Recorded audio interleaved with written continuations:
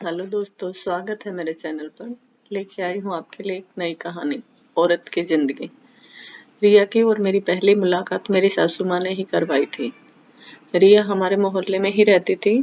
जब मैं उससे पहली बार मिली थी तो वह अपने 3 महीने की बेटी को दूध पिला रही थी और अनायास ही मेरे मुंह से निकल गया था कि ये तो नई बहू नहीं है और इसको तो बच्चा भी है। सच में मेरी बात सुनकर रिया को बहुत बुरा लगा था। ये मुझे उसके चेहरे के हाव भाव से पता चला और मुझे भी एहसास हुआ कि जाने अनजाने में मैंने गलत बोल दिया था, क्योंकि मेरी सासू माँ मुझे ये बोलकर उनके घर लेकर गई थी कि चलो तुम्हें नई बहू दिखाकर लाते हूँ। मैं अपने पति के साथ शहर में रहती हूँ, इसलिए मुझे अपने ससुराल जाने का मौका बहुत ही कम मिलता है। मेरी सासू माँ ने मुझे बताया कि रिया की शादी पिछले साल हुई थी और अब एक बेटी की माँ भी बन गई है। उसकी उम्र शायद 19 से 20 के आसपास रही होगी। इतनी सी छोटी उम्र में माँ की जिम्मेदारी भी उसके कंधों पर आ गई थी।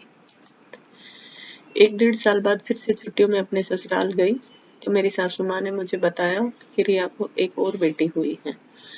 मैं भी बात सुनकर चौंक गई, क्योंकि रिया इतनी कम उम्र में 2 बच्चों की माँ बन गई थी और वह भी दोनों बेटी थी, क्योंकि उसके ससुराल वाले तो पहली बार बेटी पैदा होने पर ही इतने दुखी थे। अब की बार तो उनके घर में जैसे मातम सा छा गया था।